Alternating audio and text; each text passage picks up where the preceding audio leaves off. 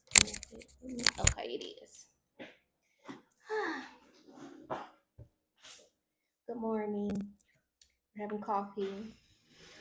Um, Welcome back to the High Priestess of Love Conversations. Today we have none other than Stephen Akbar, brother Stephen Akbar. Oh, okay. Well, tell us about yourself, brother Stephen Akbar. Uh, I am a friend of the people, a brother of the people. Um, I'm a traveler, um, becoming more well versed in traveling. Um, I am. I am. Mm-hmm. I am. What did I say? No, go ahead. Go ahead. I am a traveler. Mm-hmm. I'm becoming more well versed in traveling. Um, this is one of my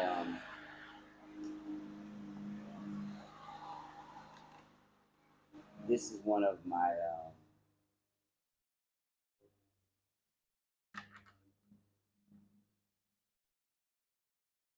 yeah, but like a twitch. This almost calms me down. I'm actually speaking into the mic. I'm speaking to the camera, but this actually calms me down because I really am glad to be here, but I'm not sure if I belong here. But sometimes we don't find out if we belong somewhere till we get there. So I'm here. I'm here for it. I said I was here for it when I woke up this morning. You better be here for it when you wake up. What other choice do we have? You got to be here for it when you wake up. What other choice do we have? You could lie back down, but lying back down when you get up, I find is more so like trying to get that rest when it's time for you to get up.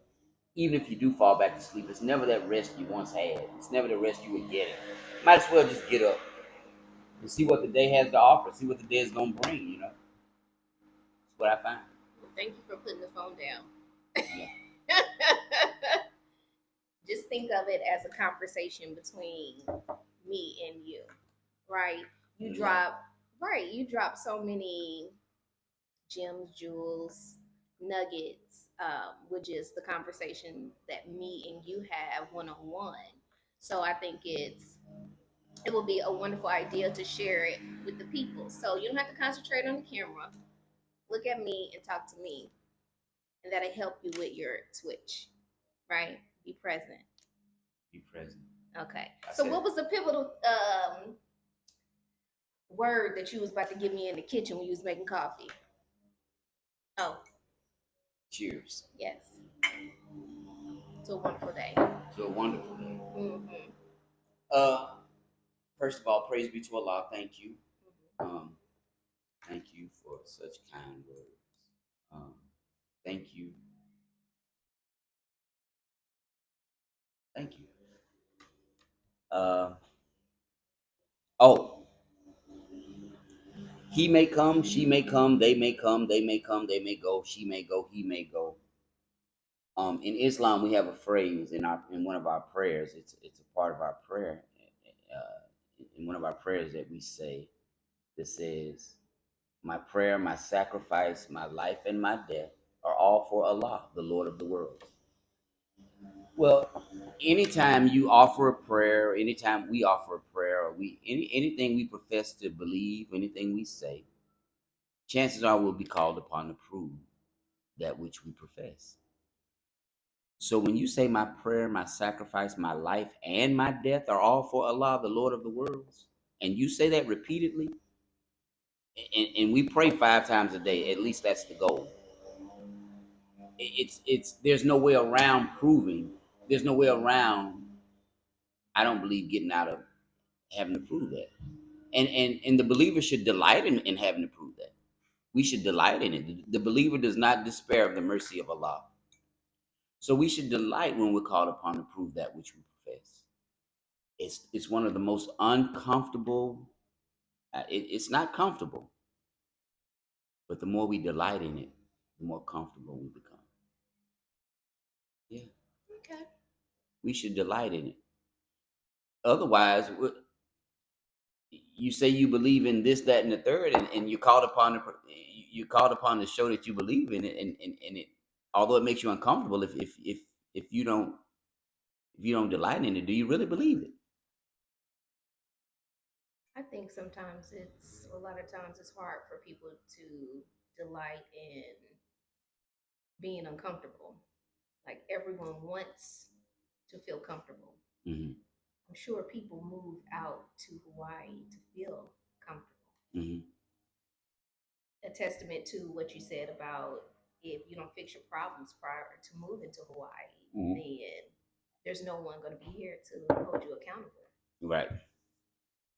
Absolutely. Absolutely. And the growth lies outside of the comfort zone. Mm. And don't we all desire growth? We all want growth. The growth is Mm. outside. No, I don't believe everyone wants growth. Help me out here. Everyone does not want growth. Mm. A lot of people are comfortable in their stagnant behaviors. Um,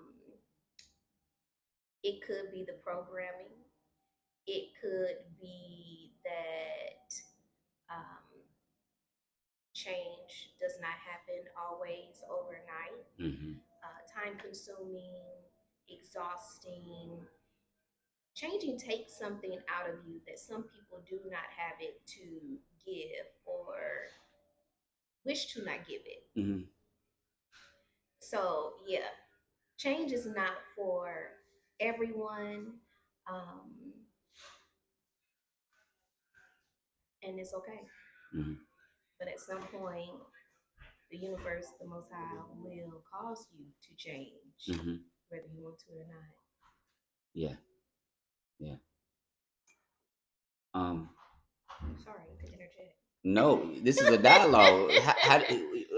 No No, I'm apologies. just saying I don't want to cut you off or You didn't. anything. You didn't. This is your podcast. This is your baby, as they say. Mhm. Yeah.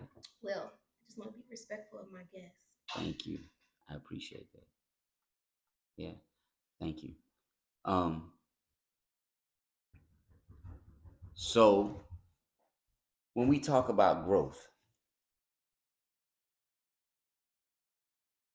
when I say everyone wants growth, everyone desires growth. I remember once I heard Lauren Hill say, "Anything that's not growing is dead." Hmm. Well, she said it. I didn't. I'll leave that. I'll leave that for But you her. agree. Do I you?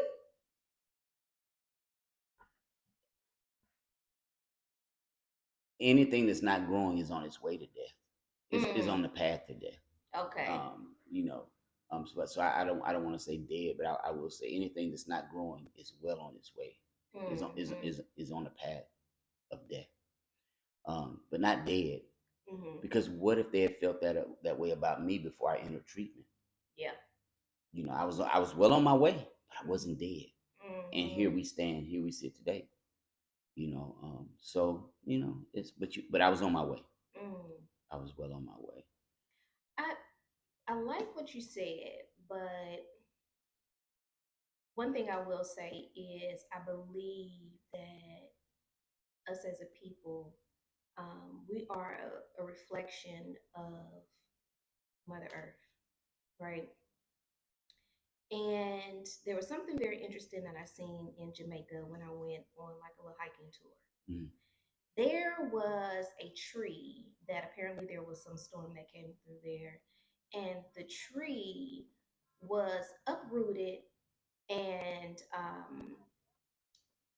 basically, if you look at it, it was dead, but it was something inside that still sprouted up and grew from it, even though everything else looked dead, right?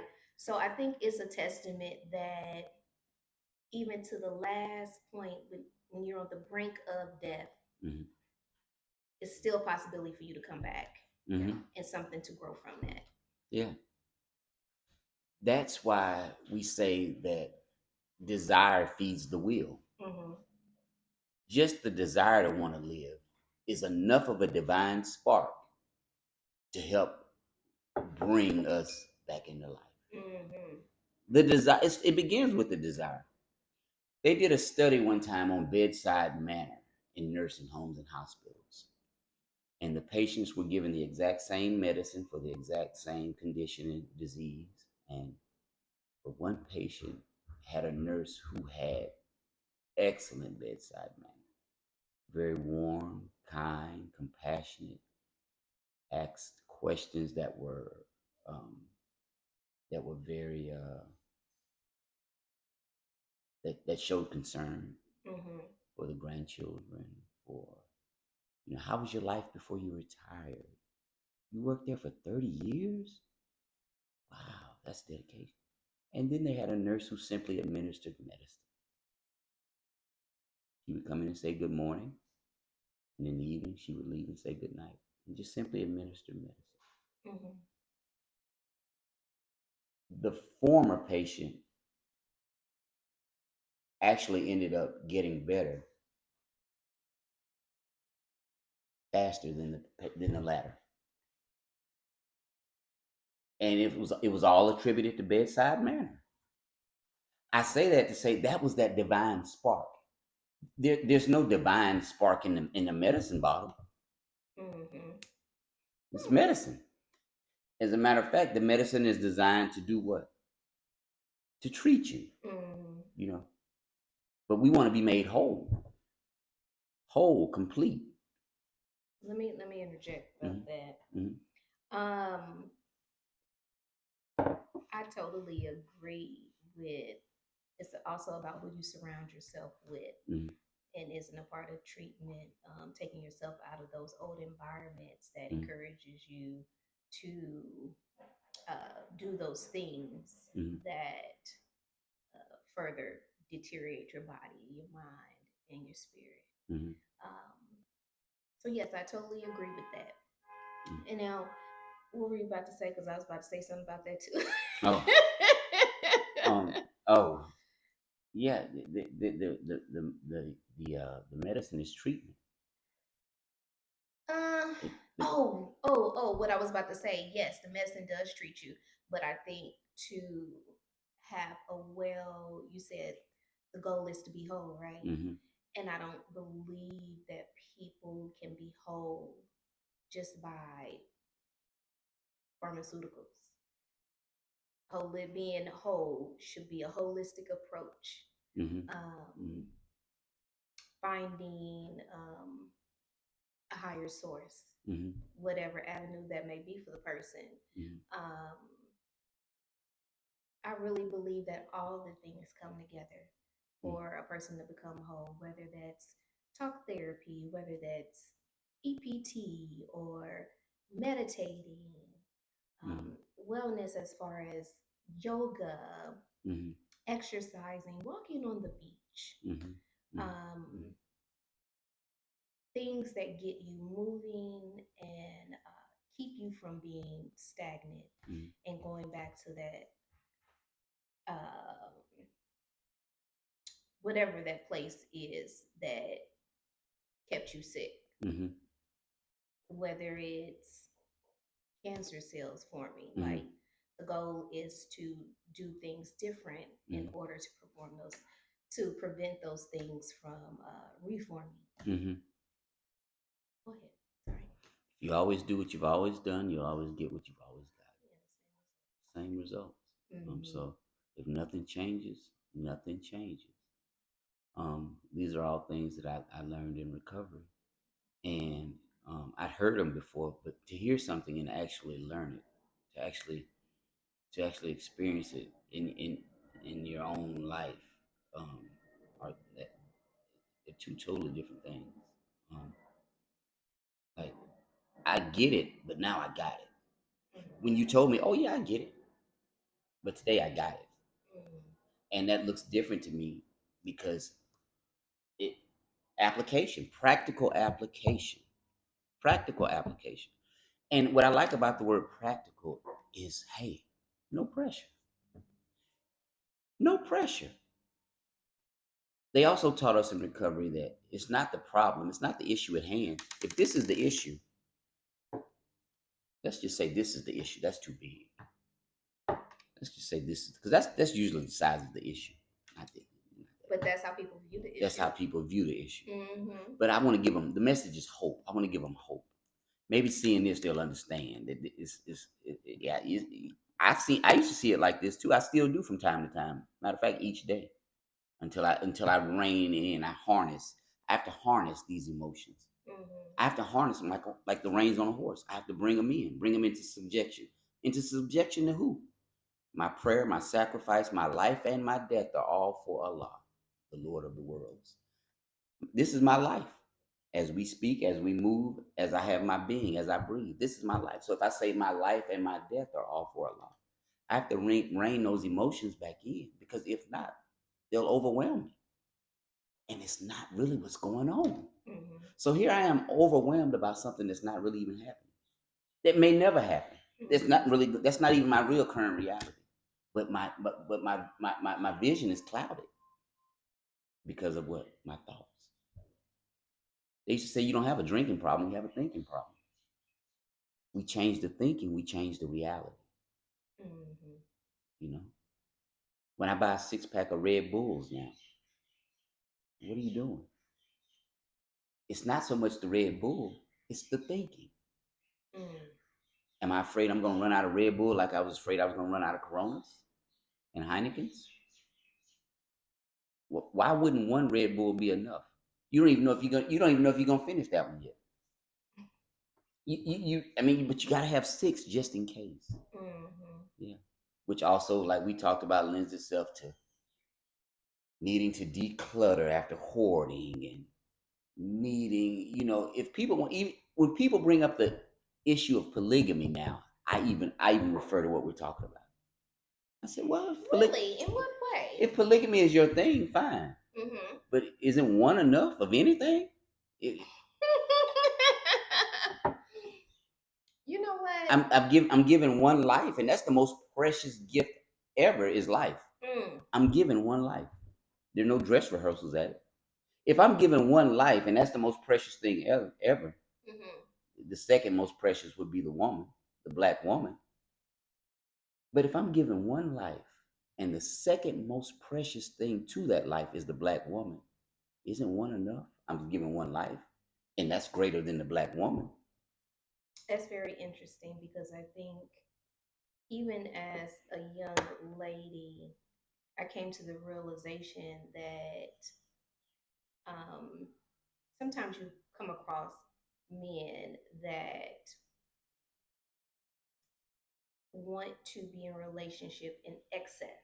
Mm-hmm. And I just feel like that's a greedy spirit Mm-hmm. to want more than one woman Mm-hmm. and actively be practicing it. Mm-hmm. Like if you're single, yes, you're still supposed to be responsible, but you have that liberty to but actually make a commitment Mm-hmm. to a woman, but still living a life of relationship excess that's being irresponsible, inconsiderate. Um, and what does it speak about oneself? Mm-hmm. In order to live down that path. But yeah, polygamy, I just to each its own. Mm-hmm. Um, maybe one day I'll be able to have a conversation with someone that lives a polygamy lifestyle, can maybe explain to me what angle they are coming from, because what would you need more than one woman for? Mm-hmm. Um, yeah, I don't have Mm-hmm. no clue. Mm-hmm. Yeah. Because to me, women can be a lot. Mm-hmm. Can be. We are. Thank Okay. you. Thank you. Don't run up on me. Oh, Don't, but no, that do you want that? You I don't want wait no a smoke. minute. I don't want no It smoke. feel like you want that smoke. I don't want no smoke. It felt like, wait a minute, hold on.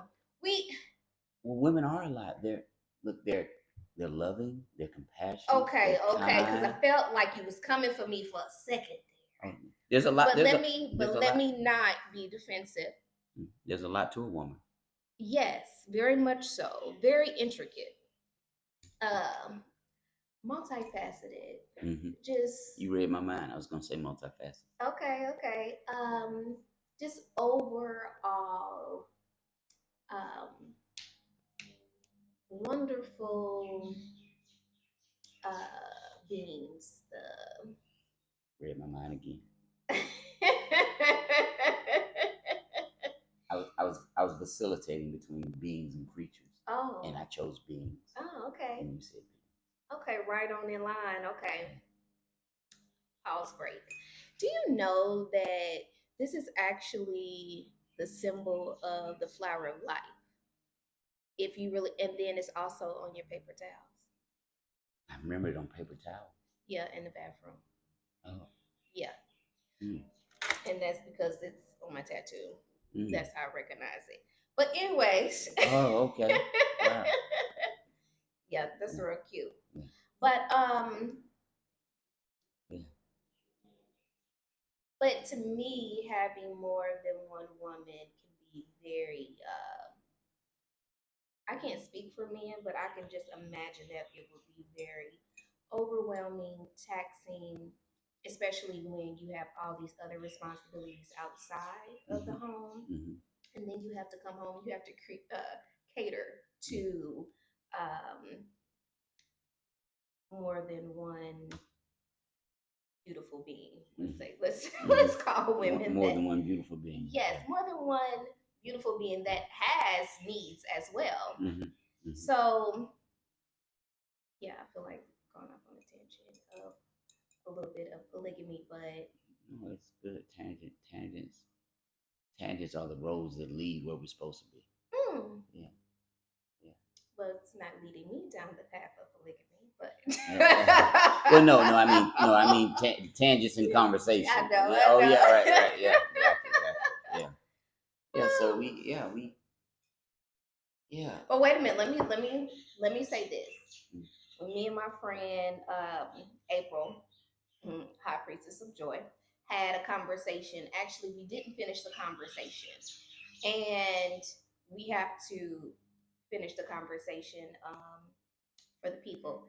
But I will say that we did discuss off camera, and she was like, "Would I be in that type of situation?" And I think in my however many years I've been here, I'm not gonna say, but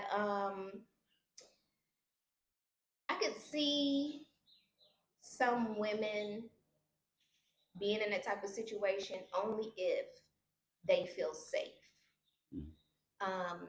There's certain things that a woman needs in order to be in relationship, and to me, I would say um, one of them is to feel safe and secure in the situation that they're in. So at this moment, yeah, I can't wrap my mind around it, but I'm sure one day someone will bring their viewpoint and clarity of how they do such a thing. Mm-hmm. Mm-hmm. Yeah. And how they feel safe and secure in it. Mm-hmm. And who knows, it may bring or shed more light on it. And then, I don't know, but I don't see me wanting to share anyone on a full time basis. Yeah, I don't see that. And you know you it, But even though we own no one, right. let me be clear, we own no one. But yeah, I don't want people to have access the way I have access. Mm-hmm. Mm-hmm. Yeah, go ahead. Yeah. And no, you I can understand. It I guess, well, I believe that if a man wants to take on more than one wife,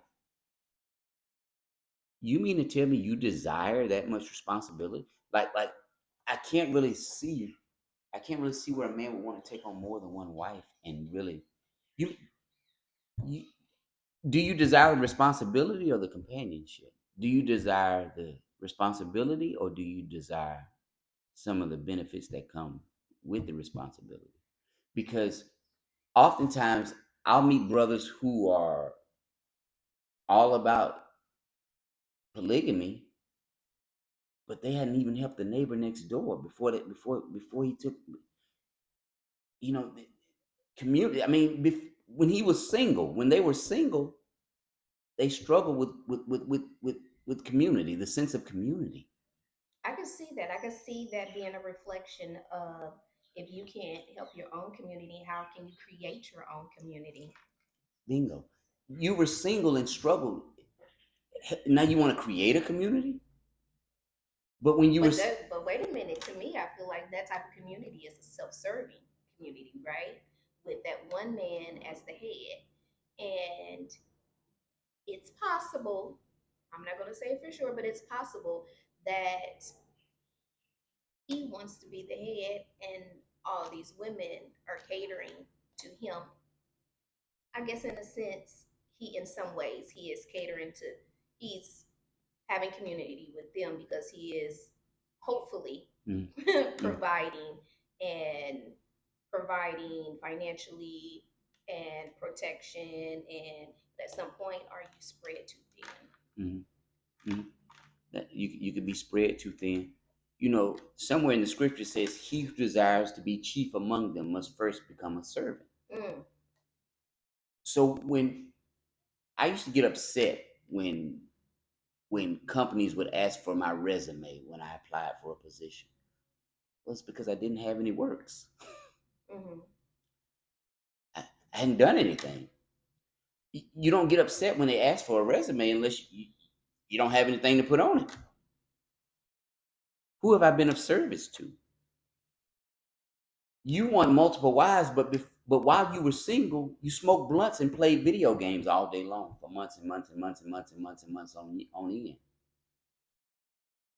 You see the light, and suddenly you want to engage in a polygamous relationship. Well, if that's what you want to do, that's fine. I'm not knocking anyone who wants to do that. But faith is known by your works. Show me your works. Show me your works. And I mean, starting with the shadow work, the internal work. I'm talking about even before you go next door. Have you done the work? This work. Mm. I think a lot of times with the shadow work, people normally don't reveal what their shadow work has been. Mm-hmm. Um, but even though they don't necessarily reveal it, I do believe that outwardly it does show that you are changing. Mm-hmm. So if you're not helping the neighbor down the street, it'll show that Chances are, you haven't done the work. chances are you haven't done the work. Chances are you haven't done the work. And shadow work is like anything else that all those things which are good, pure, and lovely, and of good rapport. Those are the things that don't have to be mentioned. Mm. Yeah. If you feed the needy, you give money to the needy. Those are things that should not be mentioned, unless and check your motive before you mention it. If you're mentioning it in order to garner help and support, to create a stronger foundation that you may extend that table, that you may extend those arms of service, yeah, mention it. Mm. But if you're saying, yeah, I helped them, well, yeah, yeah, yeah, so the same way with the internal work. I, there's nothing to talk about. The internal work won't even allow you to really discuss it. If you begin to engage in the work you've done on self, the work itself will once again harness. It will bring it back into subjection. Hey, wait a minute. That kind of goes against everything we worked on, doesn't it? And it does. Me talking about the work I've done on self kind of goes against everything we worked on. You know, I share the fact that I'm in recovery, not to say, hey, look at me, I worked on self, but to say, hey, the message is hope. Yeah, you can do it too. You can do it too. Mm-hmm. You can do it too. Trust me. You know, in Islam we say, until you want for your brother what you want for yourself, you've not really entered the brotherhood.